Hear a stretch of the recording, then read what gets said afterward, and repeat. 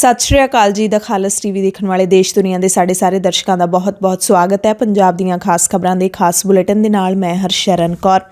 ਅੱਜ 17 ਦਸੰਬਰ ਹੈ, ਦਿਨ ਸ਼ੁੱਕਰਵਾਰ ਹੈ। ਖਬਰਾਂ ਦੇ ਵਿਸਥਾਰ ਤੋਂ ਪਹਿਲਾਂ ਤੁਹਾਨੂੰ ਖਾਸ ਤੇ ਵੱਡੀਆਂ ਖਬਰਾਂ ਦੱਸ ਦਿੰਦੇ ਹਾਂ। ਅੱਜ ਦੀ ਇੱਕ ਤਾਜ਼ਾ ਖਬਰ ਤੁਹਾਨੂੰ ਦੱਸ ਦਿੰਦੇ ਹਾਂ ਕਿ ਪੰਜਾਬ ਦੇ ਨਵੇਂ ਡੀਜੀਪੀ ਹੁਣ ਸਿਧਾਰਥ ਚਟੋਪਾਧਿਆਏ ਹੋਣਗੇ। ਉਹਨਾਂ ਨੂੰ ਇਕਬਾਲਪ੍ਰੀਤ ਸਿੰਘ ਸਹੋਤਾ ਦੀ ਥਾਂ ਤੇ ਡੀਜੀਪੀ ਪੰਜਾਬ ਲਾ ਦਿੱਤਾ ਗਿਆ ਹੈ ਤੇ ਇਹ ਜਿਹੜੇ ਹੁਕਮ ਨੇ ਤੁਰੰਤ ਪ੍ਰਭਾਵ ਦੇ ਨਾਲ ਲਾਗੂ ਹੋਣਗੇ। ਡੀਜੀਪੀ ਚਟੋਪਾਧਿਆਏ 1986 ਬੈਚ ਦੇ ਅਧਿਕਾਰੀ ਨੇ, ਜਦਕਿ ਇਕਬਾਲਪ੍ਰੀਤ ਸਿੰਘ ਸਹੋਤਾ 1988 ਬੈਚ ਦੇ ਅਧਿਕਾਰੀ ਸਨ।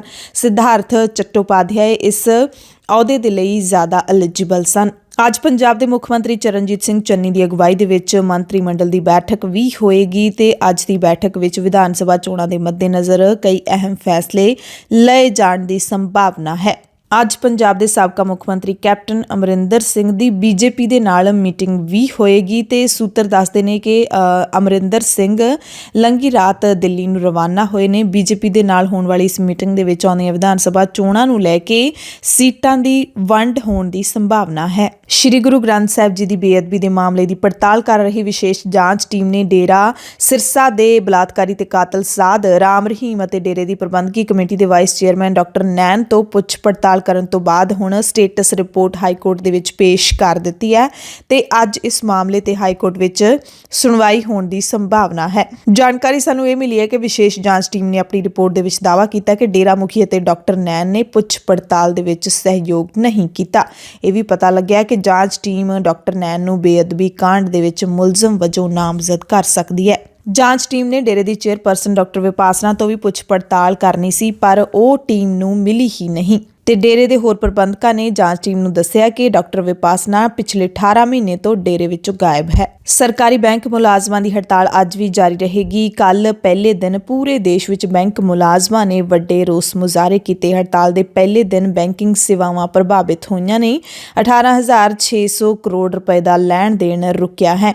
ਸਰਕਾਰੀ ਬੈਂਕਾਂ ਦੇ ਨਿੱਜੀਕਰਨ ਦੇ ਖਿਲਾਫ ਬੈਂਕ ਮੁਲਾਜ਼ਮਾਂ ਨੇ ਇਹ ਹੜਤਾਲ ਕੀਤੀ ਹੈ। ਭਾਰਤੀ ਚੋਣ ਕਮਿਸ਼ਨਰ ਨੇ ਕੱਲ ਪੰਜਾਬ ਦੇ ਵਿੱਚ ਚੋਣਾਂ ਨਿਰਪੱਖ ਤਰੀਕੇ ਦੇ ਨਾਲ ਨੇਪਰੇ ਚੜ੍ਹਾਉਣ ਦੇ ਨਿਰਦੇਸ਼ ਦਿੱਤੇ ਨੇ। ਚੰਡੀਗੜ੍ਹ ਦੇ ਵਿੱਚ ਕੱਲ ਪ੍ਰੈਸ ਕਾਨਫਰੰਸ ਦੌਰਾਨ ਹੋਰ ਕੀ ਕੁਝ ਅਹਿਮ ਐਲਾਨ ਕੀਤੇ ਨੇ, ਖਬਰਾਂ ਦੇ ਵਿਸਤਾਰ ਵਿੱਚ ਤੁਹਾਨੂੰ ਦੱਸਾਂਗੇ, ਪਰ ਹਾਲੇ ਤੱਕ ਚੋਣ ਤਰੀਕਾਂ ਦਾ ਐਲਾਨ ਨਹੀਂ ਕੀਤਾ ਗਿਆ। ਆਉਂਦੇ ਦਿਨਾਂ ਦੇ ਵਿੱਚ ਕਿਸੇ ਵੇਲੇ ਵੀ ਪੰਜਾਬ 'ਚ ਚੋਣਾਂ ਦੀਆਂ ਤਰੀਕਾਂ ਦਾ ਐਲਾਨ ਹੋ ਸਕਦਾ ਹੈ। ਕੱਲ ਪੰਜਾਬ ਕਾਂਗਰਸ ਚੋਣ ਕਮੇਟੀ ਦੀ ਬੈਠਕ ਹੋਈ ਤੇ ਇਸ ਬੈਠਕ ਦੇ ਵਿੱਚ ਉਮੀਦਵਾਰਾਂ ਦੀ ਆਖਰੀ ਚੋਣ ਦਾ ਅਧਿਕਾਰ ਪਾਰਟੀ ਪ੍ਰਧਾਨ ਸੋਨੀਆ ਗਾਂਧੀ ਨੂੰ ਸੌਂਪ ਦਿੱਤਾ ਗਿਆ ਹੈ। ਚੰਡੀਗੜ੍ਹ ਦੇ ਵਿੱਚ ਕਰੀਬ 2.25 ਘੰਟੇ ਚੱਲੀ ਚੋਣ ਕਮੇਟੀ ਦੀ ਬੈਠਕ ਦੇ ਵਿੱਚ ਉਮੀਦਵਾਰਾਂ ਦੀ ਚੋਣ ਨੂੰ ਲੈ ਕੇ ਵਿਚਾਰ ਚਰਚਾ ਕੀਤੀ ਗਈ। ਮੁੱਖ ਮੰਤਰੀ ਚਰਨਜੀਤ ਸਿੰਘ ਚੰਨੀ, ਹਰੀਸ਼ ਚੌਧਰੀ ਤੋਂ ਇਲਾਵਾ ਸਾਰੇ ਜਿਹੜੇ ਮੈਂਬਰ ਨੇ ਉਹ ਮੌਜੂਦ ਸਨ ਚੋਣ ਕਮੇਟੀ ਦੇ। ਅਰਵਿੰਦ ਕੇਜਰੀਵਾਲ ਕੱਲ ਬਾਦਲਾਂ ਦੀ ਗੜ੍ਹ ਵਿੱਚ ਪਹੁੰਚੇ ਹੋਏ ਸੀ। ਉੱਥੇ ਉਹਨਾਂ ਨੇ ਬਾਦਲਾਂ ਦੀ ਥਾਂ ਤੇ ਚਰਨਜੀਤ ਸਿੰਘ ਚੰਨੀ ਤੇ ਤਿੱਖੇ ਨਿਸ਼ਾਨੇ ਸਾਧੇ ਤੇ ਮੁੱਖ ਮੰਤਰੀ ਚਰਨਜੀਤ ਸਿੰਘ ਚੰਨੀ ਕੱਲ ਗੁਰਦਾਸਪੁਰ, ਲੁਧਿਆਣਾ ਪਹੁੰਚੇ ਸੀ ਤੇ ਉਹਨਾਂ ਨੇ ਵੀ ਕਿਸੇ ਪਾਰਟੀ ਨੂੰ ਨਹੀਂ ਬਖਸ਼ਿਆ। ਕੇਜਰੀਵਾਲ ਤੇ ਖਾਸ ਤੌਰ ਤੇ ਨਿਸ਼ਾਨੇ ਸਾਧੇ ਗਏ। ਸੁਖਬੀਰ ਬਾਦਲ ਨੇ ਕੱਲ ਪਠਾਨਕੋਟ ਦੇ ਵਿੱਚ ਰੈਲੀ ਕੀਤੀ ਤਾਂ ਫਿਰ ਪੰਜਾਬ ਕਾਂਗਰਸ ਦੇ ਪ੍ਰਧਾਨ ਨਵਜੋਤ ਸਿੰਘ ਸਿੱਧੂ ਰਾਏਕੋਟ ਪਹੁੰਚੇ ਹੋਏ ਸੀ। ਇੱਥੇ ਪਹੁੰਚੇ ਸਿੱਧੂ ਨੇ ਬਾਦਲਾਂ ਨੂੰ ਪੰਜਾਬ ਦੇ ਵਿੱਚੋਂ ਭਜਾਉਣ ਦਾ ਦਾਅਵਾ ਕੀਤਾ ਤੇ ਨਾਲ ਹੀ ਕਿਹਾ ਕਿ ਮੈਂ ਤੇ ਚੰਨੀ ਬਲਦਾਂ ਦੀ ਜੋੜੀਆਂ, ਜਿੱਥੇ ਮਰਜ਼ੀ ਜੋੜ ਲਓ, ਸਾਰੇ ਕੰਮ ਸਾਂਭ ਲੈਂਦੇ ਆ। ਗੁਰਦਾਸਪੁਰ ਦੇ ਵਿੱਚ ਚੰਨੀ ਸਰਕਾਰ ਨੇ ਈਸਾਈ ਭਾਈਚਾਰੇ ਨੂੰ ਸਮਰਪਿਤ ਸੂਬਾ ਪੱਧਰੀ ਪ੍ਰੋਗਰਾਮ ਕਰਵਾਇਆ। ਪ੍ਰਭੂ ਯਿਸੂ ਮਸੀਹ ਦੇ ਜਨਮ ਦਿਹਾੜੇ ਨੂੰ ਸਮਰਪਿਤ ਇਹ ਪ੍ਰੋਗਰਾਮ ਕਰਵਾਇਆ ਗਿਆ। ਇਸ ਮੌਕੇ ਮੁੱਖ ਮੰਤਰੀ ਚੰਨੀ ਨੇ ਬਾਈਬਲ ਦੇ ਅਧਿਐਨ ਲਈ ਯੂਨੀਵਰਸਿਟੀ ਦੇ ਵਿੱਚ ਚੇਅਰ ਸਥਾਪਿਤ ਕਰਨ ਦਾ ਐਲਾਨ ਕੀਤਾ ਤੇ ਇਹ ਚੇਅਰ ਹੈਗੀ ਹੈ ਜਿਹੜੀ ਉਹ ਪੰਜਾਬ ਦੀ ਕਿਸੇ ਨਾ ਕਿਸੇ ਯੂਨੀਵਰਸਿਟੀ ਵਿੱਚ ਸਥਾਪਿਤ ਕੀਤੀ ਜਾਵੇਗੀ। ਗੁਰਦਾਸਪੁਰ ਤੋਂ ਬਾਅਦ ਮੁੱਖ ਮੰਤਰੀ ਚਰਨਜੀਤ ਸਿੰਘ ਚੰਨੀ ਲੁਧਿਆਣਾ ਪਹੁੰਚੇ ਤੇ ਲੁਧਿਆਣਾ ਦੇ ਵਿੱਚ ਮੁੱਖ ਮੰਤਰੀ ਨੂੰ ਇੱਕ ਥਾਂ ਤੋਂ ਦੂਜੀ ਥਾਂ ਲਿਜਾਣ ਲਈ 3 ਹੈਲੀਪੈਡ ਬਣਾਏ ਗਏ। ਪਿਛਲੇ ਦਿਨੇ ਵੀ ਅਸੀਂ ਖਬਰ ਕੀਤੀ ਸੀ ਕਿ ਮੁੱਖ ਮੰਤਰੀ ਚੰਨੀ ਹੈਲੀਕਾਪਟਰ ਤੋਂ ਪੈਰ ਥੱਲੇ ਹੀ ਨਹੀਂ ਲਾਉਂਦੇ ਤੇ ਉਹਨਾਂ ਦਾ 3 ਮਹੀਨਿਆਂ ਦੇ ਵਿੱਚ ਹੀ ਸਾਲ ਤੋਂ ਵੱਧ ਸਮੇਂ ਜਿੰਨਾ ਖਰਚਾ ਹੈਲੀਕਾਪਟਰ ਤੇ ਹੋ ਚੁੱਕਿਆ। ਕੱਲੇ ਲੁਧਿਆਣਾ ਦੇ ਵਿੱਚ ਕੱਲ 3 ਹੈਲੀਪੈਡ ਬਣਾਏ ਗਏ ਤੇ ਚੰਨੀ ਸਾਹਿਬ ਨੇ 5 ਕਿਲੋਮੀਟਰ ਦਾ ਸਫ਼ਰ ਵੀ ਹੈਲੀਕਾਪਟਰ ਰਾਹੀਂ ਤੈਅ ਕੀਤਾ। ਭਾਵੇਂ ਕਹਿਣ ਨੂੰ ਮੁੱਖ ਮੰਤਰੀ ਚੰਨੀ ਆਪਣੇ ਆਪ ਨੂੰ ਆਮ ਆਦਮੀ ਦੱਸਦੇ ਨੇ, ਪਰ ਜਹਾਜ਼ ਤੋਂ ਪੈਰ ਥੱਲੇ ਨਹੀਂ ਲਾਉਂਦੇ। ਕੇਂਦਰ ਸਰਕਾਰ ਨੇ ਭਾਰਤ ਦੇ ਵਿੱਚ ਬੀਬੀਆਂ ਦੇ ਵਿਆਹ ਲਈ ਉਮਰ 21 ਸਾਲ ਕਰਨ ਦਾ ਫੈਸਲਾ ਲਿਆ ਹੈ। ਕੇਂਦਰੀ ਕੈਬਨਿਟ ਦੇ ਇਸ ਫੈਸਲੇ ਤੋਂ ਬਾਅਦ ਹੁਣ ਸੰਸਦ ਦੇ ਵਿੱਚ ਛੇਤੀ ਹੀ ਸੋਧ ਬਿੱਲ ਪੇਸ਼ ਹੋ ਸਕਦਾ ਹੈ। ਮੋਦੀ ਸਰਕਾਰ ਸਰਕਾਰ ਦੇ ਇਸ ਫੈਸਲੇ ਦੀ ਦੇਸ਼ ਦੇ ਵਿੱਚ ਸ਼ਲਾਘਾ ਵੀ ਹੋ ਰਹੀ ਹੈ। ਕਈ ਲੋਕ ਇਹ ਕਹਿ ਰਹੇ ਨੇ ਕਿ ਸ਼ੁਕਰ ਹੈ ਮੋਦੀ ਸਰਕਾਰ ਨੇ ਕੋਈ ਤਾਂ ਚੰਗਾ ਫੈਸਲਾ ਲਿਆ। ਮਾਨਸਾ ਦੇ ਵਿੱਚ ਜਿਹੜਾ ਅਧਿਆਪਕਾਂ ਤੇ ਲਾਠੀਚਾਰਜ ਹੋਇਆ ਸੀ, ਮੁੱਖ ਮੰਤਰੀ ਚਰਨਜੀਤ ਸਿੰਘ ਚੰਨੀ ਦੀ ਰੈਲੀ ਦੌਰਾਨ ਉਸ ਮਸਲੇ ਦੇ ਵਿੱਚ ਕੱਲ ਅਧਿਆਪਕਾਂ ਸਮੇਤ ਵੱਖ-ਵੱਖ ਜਥੇਬੰਦੀਆਂ ਨੇ ਡੀਐਸਪੀ ਦੇ ਖਿਲਾਫ ਰੋਸ ਮਾਰਚ ਕੱਢਿਆ। ਵੱਡੀ ਰੈਲੀ ਹੈ ਜਿਹੜੀ ਉਹ ਮਾਨਸਾ ਦੇ ਵਿੱਚ ਕੱਢੀ ਗਈ ਤੇ ਇਸੇ ਤਰ੍ਹਾਂ ਪੜਤਾਲੀਆ ਆਫਿਸਰ ਅੱਜ ਦੂਜੀ ਸੁਣਵਾਈ ਕਰਨਗੇ ਤੇ ਅੱਜ 2:30 ਵਜੇ ਤੋਂ ਲੈ ਕੇ ਸ਼ਾਮ 4 ਵਜੇ ਤੱਕ ਜਥੇਬੰਦਕ ਲੀਡਰਾਂ ਦੇ ਬਿਆਨ ਦਰਜ ਕੀਤੇ ਜਾਣਗੇ। ਮੈਜਿਸਟ੍ਰੇਟ ਨੇ ਜਿਹੜੇ ਸੰਗਰੂਰ ਦੇ ਜ਼ਿਲ੍ਹਾ ਮੈਜਿਸਟ੍ਰੇਟ ਅਨਮੋਲ ਸਿੰਘ ਧਾਲੀਵਾਲ ਉਹ ਇਸ ਮਾਮਲੇ ਦੇ ਲਈ ਜਾਂਚ ਅਫਸਰ ਨਿਯੁਕਤ ਕੀਤੇ ਗਏ ਨੇ। ਸੱਚਖੰਡ ਸ੍ਰੀ ਦਰਬਾਰ ਸਾਹਿਬ ਦੇ ਸਰੋਵਰ ਦੇ ਵਿੱਚ ਪੋਥੀ ਸਾਹਿਬ ਸੁੱਟਣ ਵਾਲੇ ਨੌਜਵਾਨ ਦੇ ਖਿਲਾਫ ਪੁਲਿਸ ਨੇ ਕੇਸ ਦਰਜ ਕਰ ਲਿਆ ਹੈ। ਇਸ ਨੂੰ ਸ਼੍ਰੋਮਣੀ ਗੁਰਦੁਆਰਾ ਪ੍ਰਬੰਧਕ ਕਮੇਟੀ ਦੇ ਸੇਵਾਦਾਰਾਂ ਨੇ ਕਾਬੂ ਕੀਤਾ ਸੀ। ਦਰਅਸਲ ਐਸਜੀਪੀਸੀ ਦੇ ਇੱਕ ਕਰਮਚਾਰੀ ਨੂੰ ਪਤਾ ਲੱਗਿਆ ਸੀ ਕਿ ਸਰੋਵਰ ਦੇ ਵਿੱਚ ਪੋਥੀ ਸੁੱਟੀ ਹੋਈ ਹੈ। ਜਦੋਂ ਸੀਸੀਟੀਵੀ ਕੈਮਰੇ ਖੰਗਾਲੇ ਗਏ ਤਾਂ ਇਸ ਨੌਜਵਾਨ ਨੂੰ ਫੜ ਲਿਆ ਗਿਆ, ਕਾਬੂ ਕਰ ਲਿਆ ਗਿਆ। ਲੁਧਿਆਣਾ ਦੇ ਮੁੰਡੀਆਂ ਕਲਾਂ ਦੇ ਸੁੰਦਰ ਨਗਰ ਦਾ ਇਹ ਨੌਜਵਾਨ ਰਹਿਣ ਵਾਲਾ ਹੈ। ਇਸ ਦਾ ਨਾਮ ਰਣਬੀਰ ਸਿੰਘ ਹੈ। BSc IT ਕੀਤੀ ਹੋਈ ਹੈ ਤੇ ਦਿਮਾਗੀ ਹਾਲਤ ਵੀ ਪੂਰੀ ਤਰ੍ਹਾਂ ਠੀਕ ਹੈ। ਜਾਂਚ ਤੋਂ ਬਾਅਦ ਪੂਰੇ ਮਾਮਲੇ ਦਾ ਪਤਾ ਲੱਗੇਗਾ। CBSE ਦੇ ਪੇਪਰ ਲੀਕ ਹੋਣ ਦੀਆਂ ਸ਼ਿਕਾਇਤਾਂ ਤੋਂ ਬਾਅਦ ਬੋਰਡ ਨੇ ਸਖਤੀ ਦਿਖਾਈ ਹੈ। ਬੋਰਡ ਨੇ ਹੁਣ ਪੇਪਰਾਂ ਦੇ ਲਈ ਸਕੂਲਾਂ ਤੋਂ ਉੱਤਰ ਪੱਤਰੀਆਂ ਚੈੱਕ ਕਰਵਾਉਣ ਦੇ ਅਧਿਕਾਰ ਖੋਲੇ ਨੇ। ਇਸ ਸੰਬੰਧੀ ਹਦਾਇਤਾਂ ਲੰਘੀ ਰਾਤ 8 ਵਜੇ ਜਾਰੀ ਹੋਈਆਂ ਨੇ। ਇਸ ਮਾਮਲੇ ਤੇ ਕਿਸੇ ਵੀ ਅਧਿਕਾਰੀ ਨੂੰ ਮੀਡੀਆ ਨਾਲ ਗੱਲ ਨਾ ਕਰਨ ਦੀ ਵੀ ਸਲਾਹ ਦਿੱਤੀ ਗਈ ਹੈ। ਜਾਣਕਾਰੀ ਇਹ ਮਿਲੀ ਹੈ ਕਿ CBSE ਬੋਰਡ ਦੇ ਵੱਲੋਂ ਸਕੂਲਾਂ ਨੂੰ ਪੇਪਰ ਸ਼ੁਰੂ ਹੋਣ ਤੋਂ ਪਹਿਲਾਂ 9:30 ਵਜੇ ਸਵੇਰੇ ਈਮੇਲ ਦੇ ਜ਼ਰੀਏ ਪ੍ਰਸ਼ਨ ਪੱਤਰ ਭੇਜੇ ਜਾਂਦੇ ਸੀ, ਜਿਸ ਨੂੰ ਸਕੂਲਾਂ ਵਾਲੇ ਡਾਊਨਲੋਡ ਕਰਕੇ ਪ੍ਰਿੰਟ ਕਰਵਾ ਕੇ ਵਿਦਿਆਰਥੀਆਂ ਨੂੰ ਦਿੰਦੇ ਸੀ।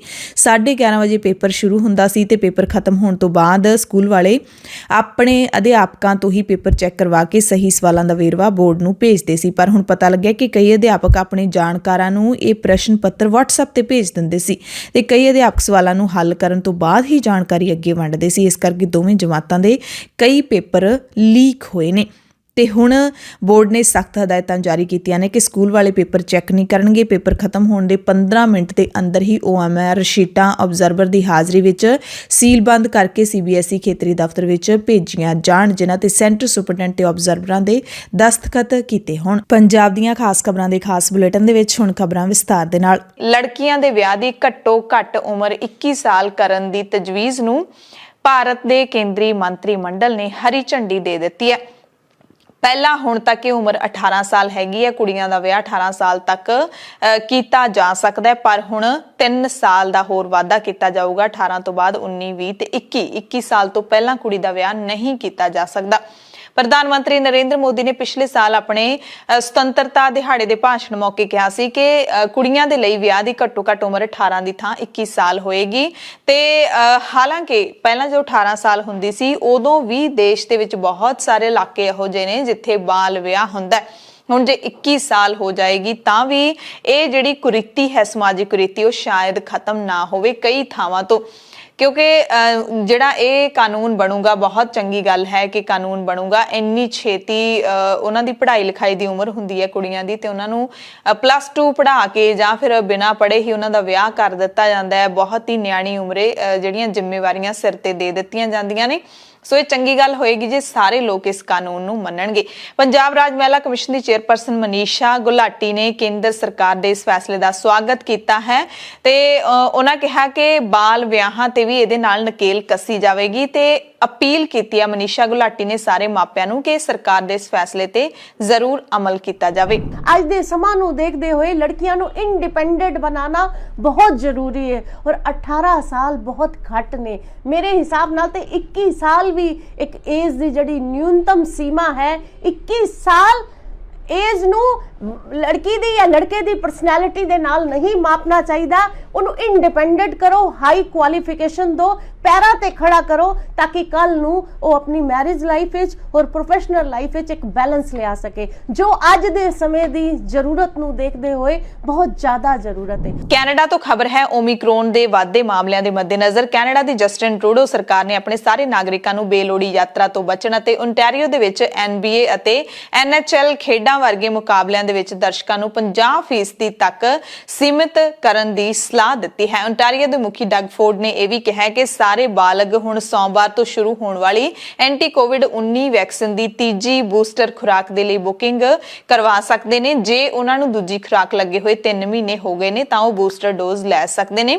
ਉਹਨਾਂ ਕਿਹਾ ਕਿ ਸਰਕਾਰ ਤਾਲਾਬੰਦੀ ਨਹੀਂ ਕਰ ਰਹੀ, ਇਸ ਦੇ ਨਾਲ ਇਸ ਤਰ੍ਹਾਂ ਹੀ ਨਜਿੱਠਿਆ ਜਾਵੇਗਾ। ਓਮਿਕਰੋਨ ਹੈ ਜਿਹੜਾ ਉਹਦੇ ਨਾਲ ਅਸੀਂ ਬਿਨਾਂ ਲੋਕਡਾਊਨ ਤੋਂ ਹੀ ਲੜਾਂਗੇ। ਸੋ ਕੈਨੇਡਾ ਨੇ ਤਾਂ ਆਪਣੇ ਨਾਗਰਿਕਾਂ ਨੂੰ ਸਲਾਹ ਦੇ ਦਿੱਤੀ ਹੈ ਕਿ ਬਿਨਾਂ ਮਤਲਬ ਤੋਂ ਤੁਸੀਂ ਯਾਤਰਾ ਤੋਂ ਗੁਰੇਜ਼ ਕਰੋ। ਤੇ ਇਹ ਵੀ ਖਬਰਾਂ ਮਿਲ ਰਹੀਆਂ ਨੇ ਕਿ ਕੈਨੇਡਾ ਪਾਬੰਦੀਆਂ ਵੀ ਵਧਾਉਣ ਜਾ ਰਿਹਾ ਹੈ। ਜਿਹੜੇ ਬਾਹਰੋਂ ਆਉਣਗੇ ਨਾਗਰਿਕ, ਚਾਹੇ ਕੈਨੇਡਾ ਦੇ ਆਪਣੇ ਨਾਗਰਿਕ ਹੋਣ ਜਾਂ ਫਿਰ ਜਿਹੜੇ ਟੂਰਿਸਟ ਜਾਂਦੇ ਨੇ, ਉਹਨਾਂ ਨੂੰ ਸ਼ਾਇਦ ਰੋਕ ਦਿੱਤਾ ਜਾਵੇ ਜਾਂ ਉਹਨਾਂ ਦੇ ਲਈ ਪਾਬੰਦੀਆਂ ਲਾ ਦਿੱਤੀਆਂ ਜਾਣਗੀਆਂ ਕਿ ਤੁਸੀਂ ਦੋਵੇਂ ਡੋਜ਼ਸ ਲਈਆਂ ਹੋਣੀਆਂ ਚਾਹੀਦੀਆਂ, ਨੈਗੇਟਿਵ ਰਿਪੋਰਟ ਹੋਣੀ ਚਾਹੀਦੀ, RT-PCR ਦੀ, ਇਸ ਤਰ੍ਹਾਂ ਦੀਆਂ ਪਾਬੰਦੀਆਂ ਲਾਈਆਂ ਜਾ ਸਕਦੀਆਂ ਨੇ। ਸੋ ਓਮਿਕਰੋਨ ਦਾ ਰੌਲਾ ਜਿਹੜਾ ਉਹ WHO ਵੀ ਬਹੁਤ ਵੱਡੇ ਪੱਧਰ ਤੇ ਪਾ ਰਹੀ ਹੈ। WHO ਦੇ ਮੁਖੀ ਡਾਕਟਰ ਟੈਡਰੋਸ ਨੇ ਤਾਂ ਇੱਥੋਂ ਤੱਕ ਕਹਿ ਦਿੱਤਾ ਕਿ ਬਹੁਤ ਹੀ ਤੇਜ਼ੀ ਦੇ ਨਾਲ ਫੈਲਣ ਵਾਲਾ ਵਾਇਰਸ ਹੈਗਾ ਤੇ ਇਹ ਜਿਹੜਾ ਵਾਇਰਸ ਹੈ ਉਸ ਤੇ ਕਰੋਨਾ ਦੇ ਦੋਵੇਂ ਟੀਕੇ ਵੀ ਅਸਰਦਾਰ ਨਹੀਂ ਹੈਗੇ। ਤੇ ਲੋਕ ਇਹੋ ਜਿਹੀਆਂ ਗੱਲਾਂ, ਇਹੋ ਜਿਹੀਆਂ ਖਬਰਾਂ ਸੁਣ ਕੇ ਹੈਰਾਨ ਪਰੇਸ਼ਾਨ ਜ਼ਰੂਰ ਹੋ ਰਹੇ ਨੇ। ਤੇ ਓਮਿਕਰੋਨ ਤੇ ਹੁਣ ਮੀਮਸ ਵੀ ਬਣ ਗਏ ਨੇ। ਜੇ ਆਪਾਂ ਰੇਡੀਓ ਤੇ ਸੁਣ ਲਈਏ ਜਾਂ ਫਿਰ ਹੋਰ ਜਿਹੜੇ ਮੀਡੀਆ ਪਲੇਟਫਾਰਮ ਹੈਗੇ ਨੇ ਉਹਨਾਂ ਤੇ ਲੋਕਾਂ ਨੇ ਹੁਣ ਮੀਮਸ ਬਣਾਉਣੇ ਸ਼ੁਰੂ ਕਰ ਦਿੱਤੇ ਨੇ। ਲੋਕ ਕਈ ਓਮਿਕਰੋਨ ਦੀ ਥਾਂ ਓਮਿਕਰੋਨਾ ਕਹਿ ਰਹੇ ਨੇ ਤੇ ਓਮਿਕਰੋਨ ਤੋਂ ਬਾਅਦ ਅਗਲਾ ਜਿਹੜਾ ਵਾਇਰਸ ਆਉਣਾ ਹੈ ਉਹਦਾ ਵੀ ਨਾਮ ਲੋਕਾਂ ਨੇ ਰੱਖ ਦਿੱਤਾ। ਸੋ ਇਸ ਤਰ੍ਹਾਂ ਦੀਆਂ ਗੱਲਾਂ ਹੁਣ ਚੱਲ ਰਹੀਆਂ ਨੇ। ਲਖੀਮਪੁਰ ਖੀਰੀ ਕਤਲकांड ਦੇ ਨਾਲ ਜੁੜੀ ਹੋਈ ਖਬਰ ਹੈ। ਇਸ ਮਾਮਲੇ ਦੇ ਵਿੱਚ ਕੇਂਦਰੀ ਗ੍ਰਹਿ ਰਾਜ ਮੰਤਰੀ ਅਜੇ ਮਿਸ਼ਰਾ ਦੀ ਬਰਖਾਸਤਗੀ ਦੇ ਲਈ ਕਾਂਗਰਸ ਅਤੇ ਕੁਝ ਵਿਰੋਧੀ ਪਾਰਟੀਆਂ ਦੇ ਮੈਂਬਰਾਂ ਨੇ ਹੰਗਾਮਾ ਕੀਤਾ। ਲੋਕ ਸਭਾ ਤੇ ਰਾਜ ਸਭਾ ਦੀ ਕਾਰਵਾਈ ਨੂੰ 2 ਵਜੇ ਤੱਕ ਲਈ ਮੁਲਤਵੀ ਕੀਤਾ ਗਿਆ। ਰਾਜ ਸਭਾ ਦੇ ਵਿੱਚ 12 ਮੈਂਬਰਾਂ ਨੂੰ ਬਹਾਲ ਕਰਨ ਦੀ ਮੰਗ ਵੀ ਉੱਠੀ। ਜਦੋਂ ਰਾਜ ਸਭਾ ਮੁੜ ਜੁੜੀ ਤਾਂ ਹੰਗਾਮਾ ਜਾਰੀ ਰਿਹਾ ਤੇ ਬਾਕੀ ਸਾਰੇ ਦਿਨ ਦੇ ਲਈ ਰਾਜ ਸਭਾ ਨੂੰ ਚੁੱਕ ਦਿੱਤਾ ਗਿਆ ਅਤੇ ਅਜਿਹੇ ਹਾਲਾਤ ਲੋਕ ਸਭਾ ਦੇ ਵਿੱਚ ਵੀ ਦੇਖਣ ਨੂੰ ਮਿਲੇ।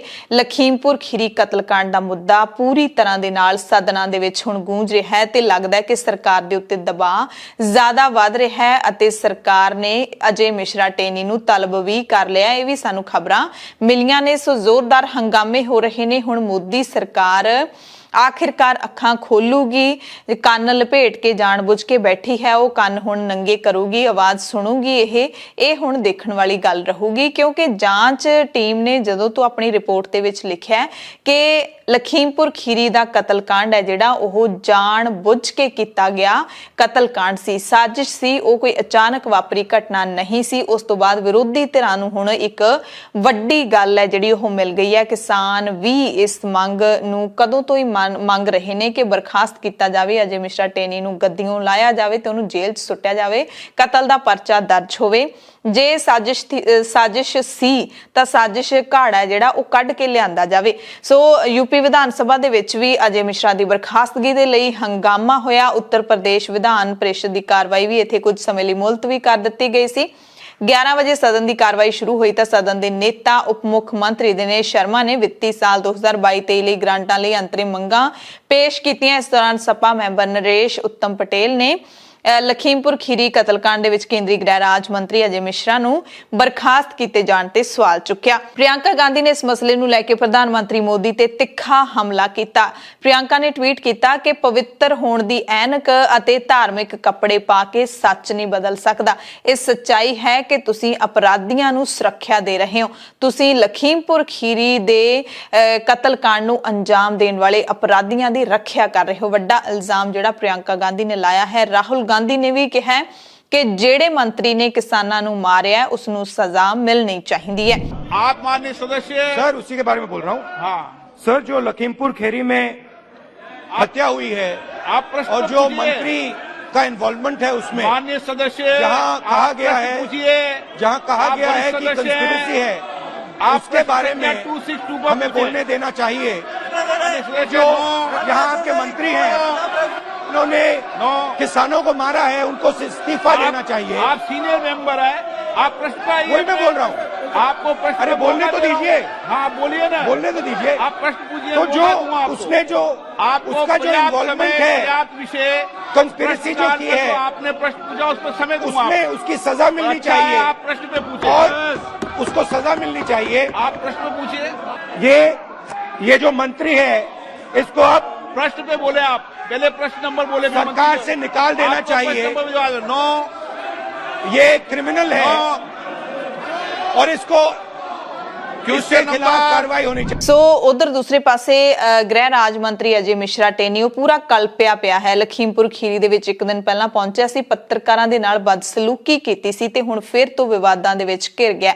ਹੁਣ ਜਿਹੜੀ ਜਾਂਚ ਰਿਪੋਰਟ ਦਿੱਤੀ ਹੈ ਜਾਂਚ ਟੀਮ ਨੇ, ਉਸ ਤੋਂ ਬਾਅਦ ਇੱਕ ਗੱਲ ਤਾਂ ਸਾਫ਼ ਹੈ ਕਿ ਇਹਦਾ ਪੁੱਤ ਆਸ਼ੀਸ਼ ਮਿਸ਼ਰਾ ਜਿਹੜਾ ਕਿ ਥਾਰ ਚਲਾ ਰਿਹਾ ਸੀ SUV, ਜਿਸ ਦੇ ਨਾਲ ਕਿਸਾਨਾਂ ਨੂੰ ਦਰੜਿਆ ਗਿਆ ਸੀ, ਕਿਸਾਨਾਂ ਨੂੰ ਇੱਕ ਤਰੀਕੇ ਨਾਲ ਬਹੁਤ ਹੀ ਬੇਰਹਿਮੀ ਦੇ ਨਾਲ ਗੱਡੀ ਥੱਲੇ ਦੇ ਕੇ ਮਸਲ ਕੇ ਮਾਰ ਦਿੱਤਾ ਸੀ, ਜਿਵੇਂ ਕਿਸੇ ਪੰਛੀ ਨੂੰ, ਚਿੜੀਆਂ ਨੂੰ ਜਾਂ ਫਿਰ ਕੀੜੇ ਮਕੌੜਿਆਂ ਨੂੰ ਮਾਰੀਦਾ ਹੁੰਦਾ, ਉਸ ਤਰੀਕੇ ਦੇ ਨਾਲ ਕਤਲ ਕੀਤਾ ਗਿਆ। ਉਹ ਤਾਂ ਹੁਣ ਬਾਹਰ ਨਹੀਂ ਆ ਸਕਦਾ ਤੇ ਸ਼ਾਇਦ ਆਉਣਾ ਵੀ ਨਹੀਂ ਚਾਹੀਦਾ, ਕਿਉਂਕਿ ਸਭ ਕੁਝ ਸਭ ਨੇ ਆਪਣੀਆਂ ਅੱਖਾਂ ਨਾਲ ਦੇਖਿਆ, ਸਬੂਤ ਬਾਹਰ ਆ ਚੁੱਕੇ ਨੇ। ਖੈਰ ਹੁਣ ਉਹਦਾ ਪਿਓ ਹੈ ਜਿਹੜਾ ਅਜੇ ਮਿਸ਼ਰਾ ਟੇਨੀ, ਉਹ ਜ਼ਰੂਰ ਵਿਵਾਦਾਂ ਦੇ ਵਿੱਚ ਘਿਰ ਗਿਆ ਹੈ ਤੇ ਜਿਹੜੀ ਪੱਤਰਕਾਰ ਦੇ ਨਾਲ ਬਦਸਲੂਕੀ ਕੀਤੀ ਹੈ ਉਸ ਮਸਲੇ ਤੇ ਰਾਕੇਸ਼ ਟਿਕੈਤ ਨੇ ਕਿਹਾ ਕਿ ਗੁੰਡਾ ਆਦਮੀ ਗੁੰਡਾਗਰਦੀ ਹੀ ਕਰੂਗਾ, ਅੰਦੋਲਨ ਨਹੀਂ ਕਰੂਗਾ। ਉਸਨੇ ਗੁੰਡਾਗਰਦੀ ਕੀਤੀ ਹੈ, ਚੋਰੀ ਕੀਤੀ ਹੈ, ਡਕੈਤੀ ਕੀਤੀ ਹੈ, ਲੋਕਾਂ ਨੂੰ ਮਰਵਾਇਆ ਤੇ ਫਿਰ ਉਹ ਉਹੀ ਕੰਮ ਤਾਂ ਕਰੂਗਾ, ਉਹਨੇ ਕਿਹੜਾ ਕੋਈ ਸੰਘਰਸ਼ ਲੜਨਾ ਹੈਗਾ। ਟਿਕੈਤ ਨੇ ਵੀ ਇਸ ਤੇ ਅਸਤੀਫੇ ਦੀ ਮੰਗ ਕੀਤੀ ਹੈ, ਬਰਖਾਸਤ ਕੀਤਾ ਜਾਵੇ ਇਹ ਕਿਹਾ ਮੋਦੀ ਸਰਕਾਰ ਨੂੰ। ਤੇ ਉਧਰ ਦਿੱਲੀ ਦੇ ਗਾਜ਼ੀਪੁਰ ਬਾਰਡਰ ਤੇ ਆਵਾਜਾਈ ਬਹਾਲ ਹੋ ਗਈ ਹੈ। 1 ਸਾਲ ਤੋਂ ਖੇਤੀ ਕਾਨੂੰਨਾਂ ਖਿਲਾਫ ਸੰਘਰਸ਼ ਚੱਲਿਆ ਸੀ, ਜਿਹੜਾ ਮੋਰਚਾ ਲੱਗਿਆ ਸੀ ਉਹ 15 ਦਸੰਬਰ ਨੂੰ ਇੱਥੇ ਸਮਾਪਤ ਕਰ ਦਿੱਤਾ ਗਿਆ। 15 ਦਸੰਬਰ ਨੂੰ ਰਾਕੇਸ਼ ਟਿਕੈਤ ਦੀ ਅਗਵਾਈ ਦੇ ਵਿੱਚ ਕਿਸਾਨਾਂ ਨੇ ਗਾਜ਼ੀਪੁਰ ਬਾਰਡਰ ਨੂੰ ਖਾਲੀ ਕਰ ਦਿੱਤਾ, ਆਪਣੇ ਘਰਾਂ ਨੂੰ ਚਾਲੇ ਪਾ ਦਿੱਤੇ ਸੀ ਤੇ ਉਸ ਤੋਂ ਬਾਅਦ ਹੁਣ ਵੈਸ਼ਾਲੀ ਗਾਜ਼ੀਆਬਾਦ ਤੋਂ ਆਉਣ ਵਾਲੇ ਲੋਕ ਕੌਮੀ ਰਾਜਧਾਨੀ ਵਿੱਚ ਦਾਖਲ ਹੋਣ ਲਈ ਇੱਥੋਂ ਲੰਘ ਸਕਦੇ ਨੇ। ਇੱਕ ਲੇਨ ਨੂੰ ਮੁੜ ਤੋਂ ਖੋਲਿਆ ਗਿਆ, ਬਾਕੀ ਸਾਰਾ ਰਾਹ ਖੁੱਲਣਾ ਹਲੇ ਬਾਕੀ ਹੈ। ਇਸੇ ਤਰ੍ਹਾਂ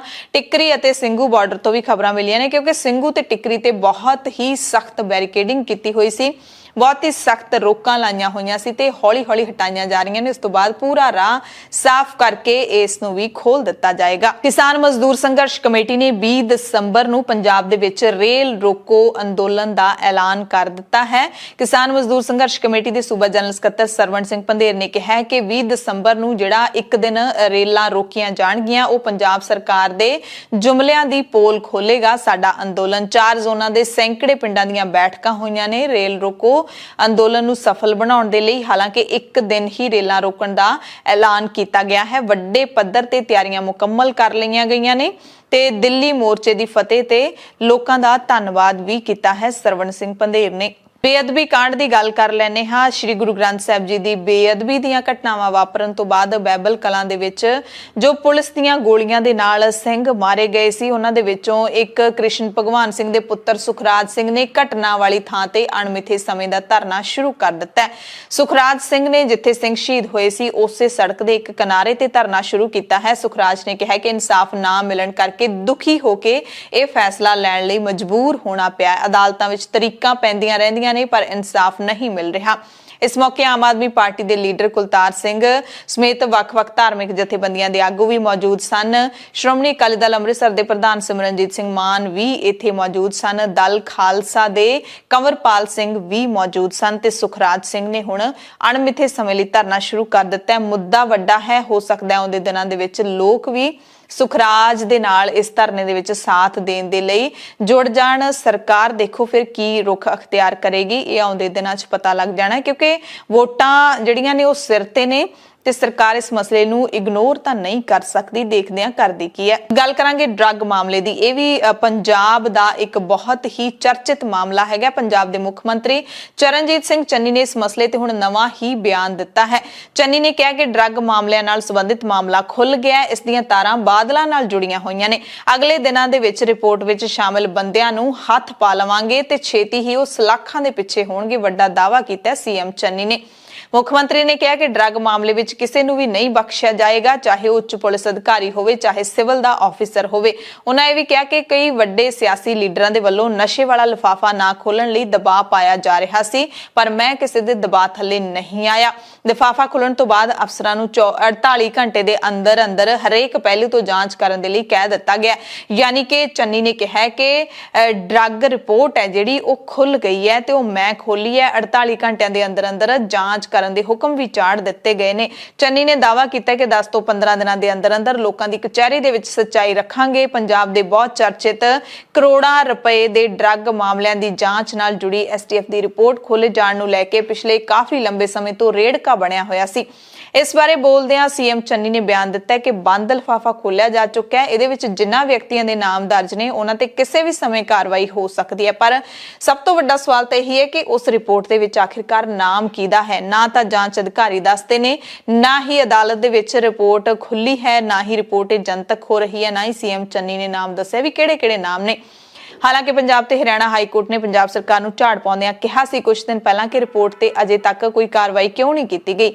ਇਹ ਵੀ ਤੁਹਾਨੂੰ ਦੱਸ ਦਈਏ ਕਿ ਇਸ ਰਿਪੋਰਟ ਦੇ ਮੁਤਾਬਿਕ ਡਰੱਗ ਰੈਕਟ ਦੀਆਂ ਤਾਰਾਂ ਵੱਡੇ ਸਿਆਸੀ ਲੀਡਰਾਂ ਤੇ ਹੋਰ ਅਧਿਕਾਰੀਆਂ ਦੇ ਨਾਲ ਜੁੜੀਆਂ ਹੋਈਆਂ ਨੇ। ਕਈ ਵੱਡੇ ਨਾਮ ਇਸ ਦੇ ਨਾਲ ਸਿੱਧੇ ਤੇ ਅਸਿੱਧੇ ਤੌਰ ਤੇ ਜੁੜੇ ਹੋਏ ਨੇ।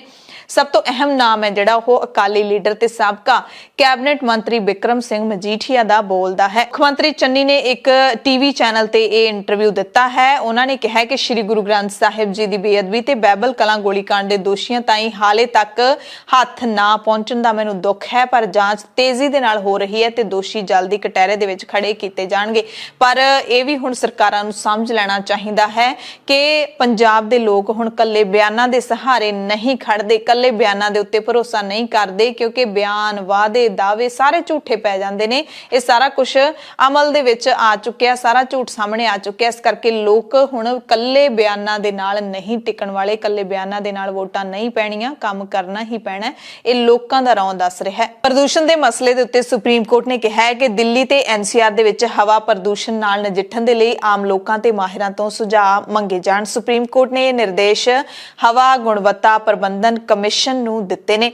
Chief justice NV Ramana, justice DY Chandrachud ਅਤੇ ਜਸਟਿਸ ਸੂਰਿਆਕਾਂਤ ਦੀ ਬੈਂਚ ਨੇ ਕਮਿਸ਼ਨ ਵੱਲੋਂ ਦਾਇਰ ਰਿਪੋਰਟ ਦਾ ਨੋਟਿਸ ਲਿਆ। ਪੰਜਾਬ ਦੇ ਵਿੱਚ ਚੋਣਾਂ ਦਾ ਮਾਹੌਲ ਪੂਰਾ ਭਖਦਾ ਜਾ ਰਿਹਾ ਹੈ। ਇਸੇ ਦਰਮਿਆਨ ਮੁੱਖ ਭਾਰਤੀ ਚੋਣ ਕਮਿਸ਼ਨਰ ਸੁਸ਼ੀਲ ਚੰਦਰਾ ਨੇ ਕਿਹਾ ਕਿ ਪੰਜਾਬ ਸਮੇਤ ਦੂਸਰੇ ਸੂਬਿਆਂ ਦੇ ਵਿੱਚ ਨਿਰਪੱਖ ਤੇ ਪਾਰਦਰਸ਼ੀ ਚੋਣਾਂ ਕਰਵਾਈਆਂ ਜਾਣਗੀਆਂ। ਚੋਣ ਕਮਿਸ਼ਨ ਡਰੱਗ ਯਾਨੀ ਕਿ ਨਸ਼ੇ ਜਾਂ ਗਲਤ ਤਰੀਕੇ ਨਾ ਚੱਲਣ ਦੇਣ ਲਈ ਵਚਨਬੱਧ ਹੈ, ਪਰ ਇਹ ਵੀ ਸੱਚਾਈ ਹੈ ਕਿ ਹਰ ਸੂਬੇ ਦੇ ਵਿੱਚ ਇਹ ਦੋਵੇਂ ਚੀਜ਼ਾਂ ਪੂਰੇ ਜ਼ੋਰ ਸ਼ੋਰ ਦੇ ਨਾਲ ਚੱਲਦੀਆਂ ਨੇ।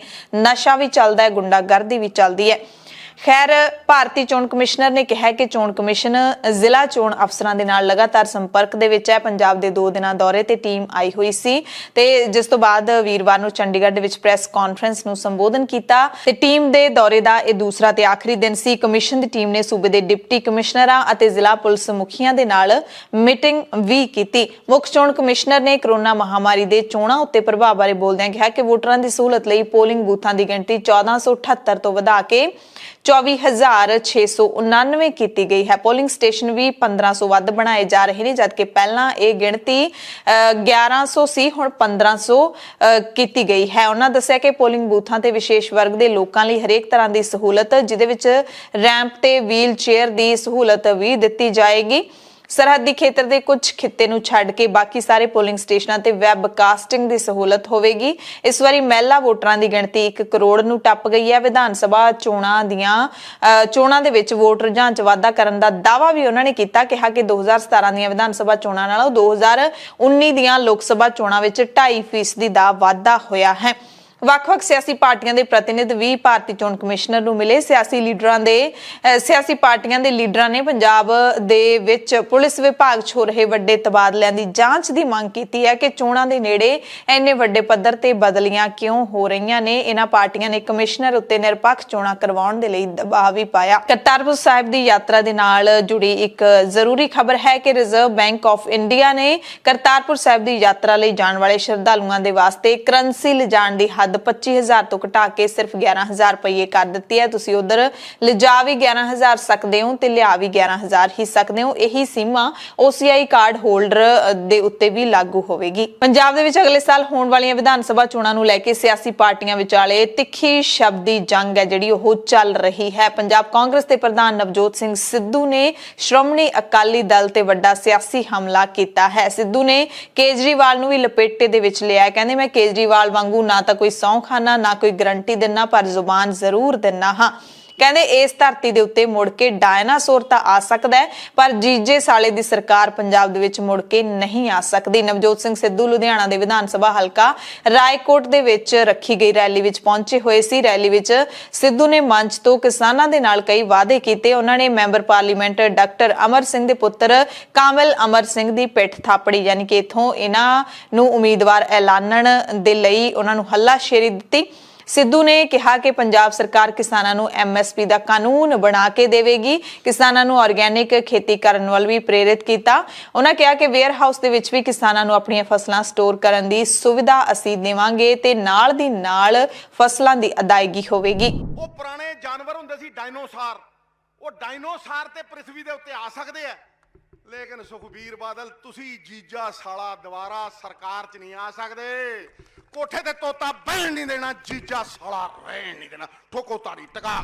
ਸੋ ਸਿੱਧੂ ਨੇ ਅਕਾਲੀਆਂ ਤੇ ਤਿੱਖਾ ਨਿਸ਼ਾਨਾ ਸਾਧਿਆ ਹੈ ਤਾਂ ਸ਼੍ਰੋਮਣੀ ਅਕਾਲੀ ਦਲ ਦੇ ਪ੍ਰਧਾਨ ਸੁਖਬੀਰ ਬਾਦਲ ਨੇ ਆਮ ਆਦਮੀ ਪਾਰਟੀ ਸਮੇਤ ਕਾਂਗਰਸ ਤੇ ਵੱਡਾ ਹਮਲਾ ਬੋਲਿਆ ਹੈ। ਉਹਨਾਂ ਨੇ ਦਾਅਵਾ ਕੀਤਾ ਕਿ ਇਸ ਵਾਰੀ ਪੰਜਾਬ ਦੇ ਵਿੱਚ ਅਕਾਲੀ ਬਸਪਾ ਸਰਕਾਰ ਹੀ ਬਣੇਗੀ। ਆਮ ਆਦਮੀ ਪਾਰਟੀ ਪੰਜਾਬ 'ਚ ਚੌਥੇ ਨੰਬਰ ਤੇ ਰਹੇਗੀ। ਕਾਂਗਰਸ ਨੂੰ ਤਾਂ ਲੋਕਾਂ ਨੇ ਪਿੰਡਾਂ 'ਚ ਵੜਨ ਹੀ ਨਹੀਂ ਦੇਣਾ।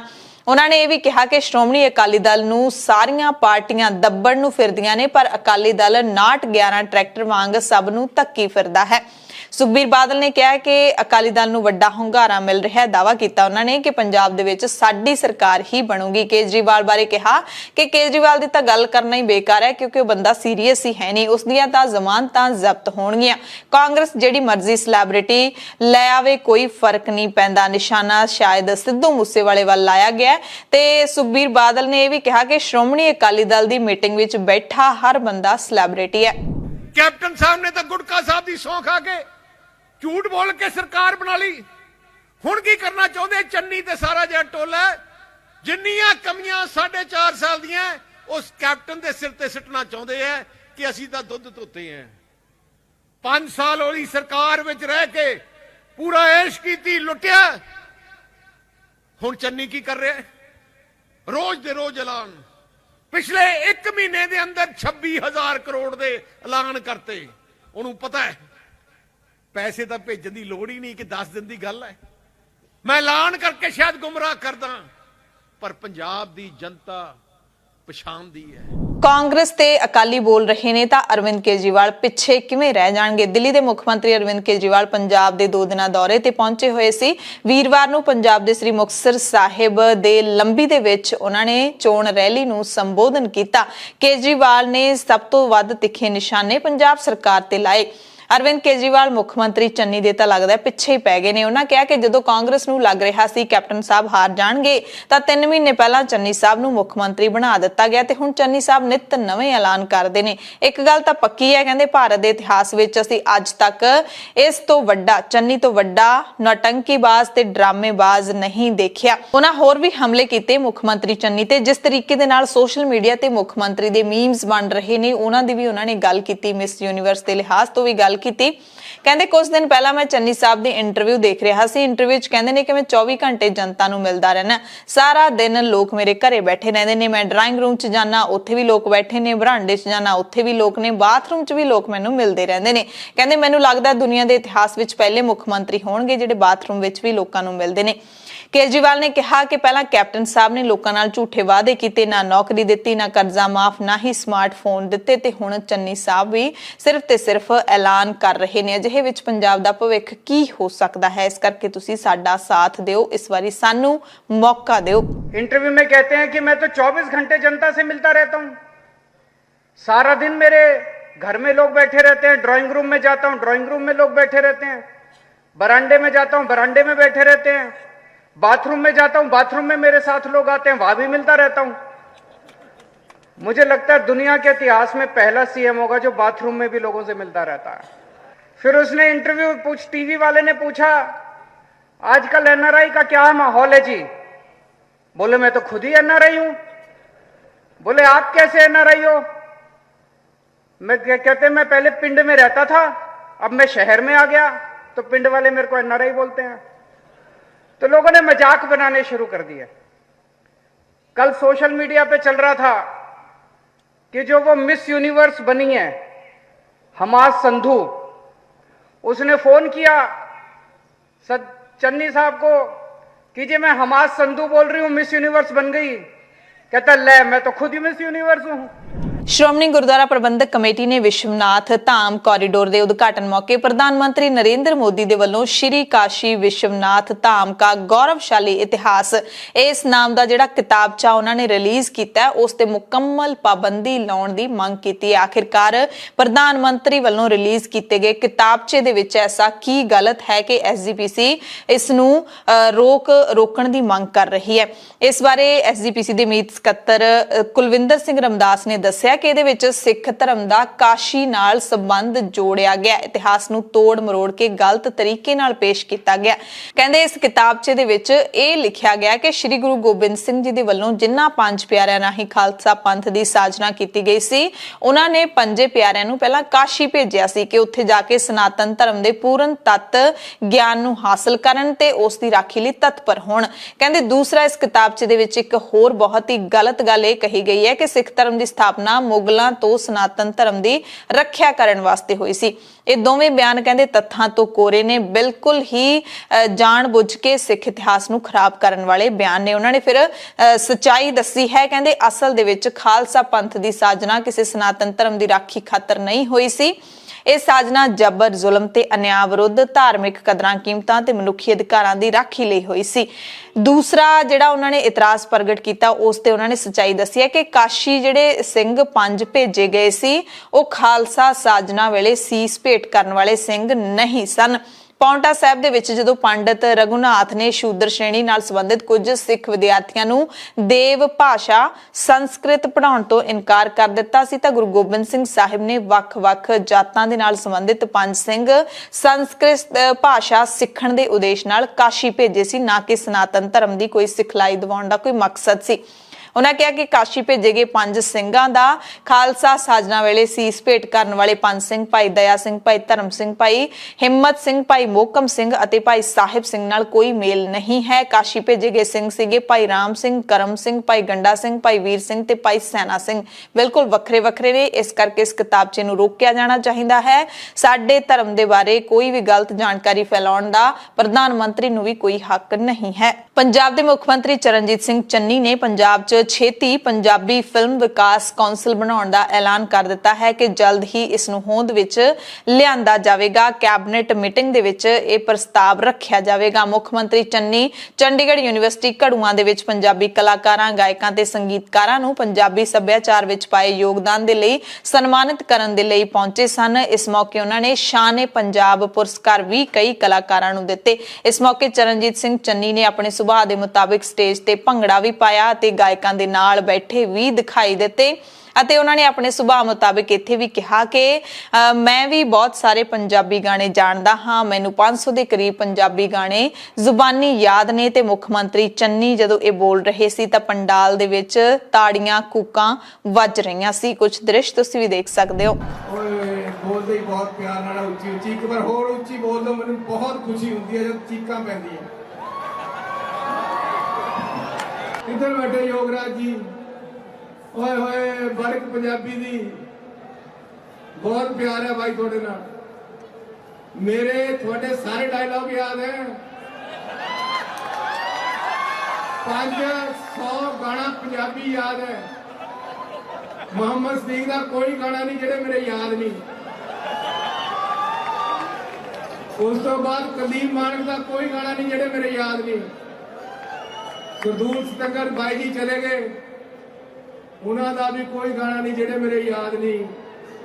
ਕਹਿੰਦਾ ਆ ਗਈ ਰੋਡਵੇਜ਼ ਦੀ ਲਾਰੀ, ਨਾ ਕੋਈ ਬੂਹਾ ਨਾ ਕੋਈ ਬਾਰੀ, ਇਹਦੀ ਕਿਹੜੇ ਰੂਟ ਦੀ ਤਿਆਰੀ, ਕਿਹੜੇ ਰਸਤੇ ਜਾਣੀ ਹੈ। ਭਾਰਤ ਦੀ ਇੱਕ ਖਿਡਾਰਨ ਨਿਸ਼ਾਨੇਬਾਜ਼ ਦੇ ਨਾਲ ਜੁੜੀ ਉਦਾਸ ਕਰਨ ਵਾਲੀ ਖਬਰ ਹੈ। ਸਾਬਕਾ ਓਲੰਪੀਅਨ ਤੇ ਅਰਜੁਨ ਪੁਰਸਕਾਰ ਜੇਤੂ ਜੋਏਦੀਪ ਕਰਮਾਕਰ ਦੇ ਨਾਲ ਟ੍ਰੇਨਿੰਗ ਕਰ ਰਹੀ ਕੋਨਿਕਾ ਲੋਇਕ ਨੇ ਖੁਦਕੁਸ਼ੀ ਕਰਕੇ ਆਪਣੀ ਜੀਵਨ ਲੀਲਾ ਸਮਾਪਤ ਕਰ ਦਿੱਤੀ ਹੈ। ਕੋਲਕਾਤਾ ਦੇ ਵਿੱਚ ਆਪਣੇ ਹੋਸਟਲ ਦੇ ਕਮਰੇ ਵਿੱਚ ਇਸਨੇ ਫਾਹਾ ਲੈ ਲਿਆ। ਕੋਨਿਕਾ ਉਹੀ ਖਿਡਾਰਨ ਹੈ ਜਿਸ ਨੂੰ ਅਦਾਕਾਰ ਸੋਨੂ ਸੂਦ ਨੇ ਨਵੀਂ ਰਾਈਫਲ ਤੋਹਫੇ ਦੇ ਵਿੱਚ ਦਿੱਤੀ ਸੀ।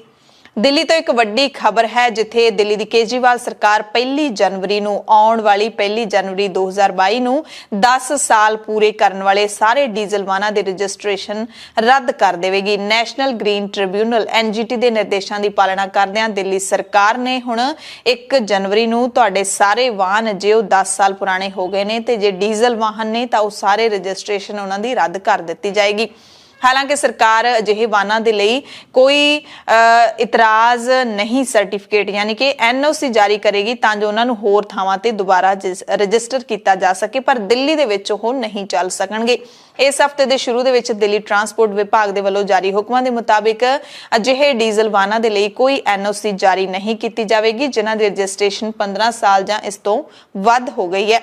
ਗੂਗਲ ਆਪਣੇ ਕਰਮਚਾਰੀਆਂ ਨੂੰ ਇੱਕ ਮਸਲੇ ਤੇ ਧਮਕਾ ਰਿਹਾ ਹੈ। ਗੂਗਲ ਨੇ ਆਪਣੇ ਕਰਮਚਾਰੀਆਂ ਨੂੰ ਕਿਹਾ ਹੈ ਕਿ ਜੇਕਰ ਉਹ US ਐਡਮਿਨਿਸਟ੍ਰੇਸ਼ਨ ਦੇ ਵੱਲੋਂ ਤੈਅ ਕੀਤੇ ਗਏ ਕੋਵਿਡ ਨਿਯਮਾਂ ਦੀ ਪਾਲਣਾ ਨਾ ਕਰਦੇ ਹੋਏ ਟੀਕਾ ਨਹੀਂ ਲਵਾਉਂਦੇ ਤਾਂ ਕੰਪਨੀ ਉਹਨਾਂ ਦੀ ਤਨਖਾਹ ਰੋਕ ਦੇਵੇਗੀ। ਉਸ ਤੋਂ ਬਾਅਦ ਕਰਮਚਾਰੀਆਂ ਨੂੰ ਆਪਣੀ ਨੌਕਰੀ ਵੀ ਗਵਾਉਣੀ ਪੈ ਸਕਦੀ ਹੈ, ਨੌਕਰੀ ਤੋਂ ਹੱਥ ਵੀ ਧੋਣਾ ਪੈ ਸਕਦਾ ਹੈ, ਯਾਨੀ ਕਿ ਜ਼ਬਰਦਸਤੀ ਕਰੋਨਾ ਦੇ ਟੀਕੇ ਲਵਾਉਣ ਲਈ ਕਿਹਾ ਜਾ ਰਿਹਾ ਹੈ। ਗੂਗਲ ਨੇ ਆਪਣੇ ਕਰਮਚਾਰੀਆਂ ਨੂੰ ਟੀਕਾ ਲਵਾਉਣ ਦਾ ਸਬੂਤ ਅਪਲੋਡ ਕਰਨ ਜਾਂ ਮੈਡੀਕਲ ਜਾਂ ਧਾਰਮਿਕ ਛੋਟ ਲਈ ਮਨਜ਼ੂਰੀ ਲੈਣ ਲਈ 3 ਦਸੰਬਰ ਤੱਕ ਦਾ ਸਮਾਂ ਦਿੱਤਾ ਸੀ।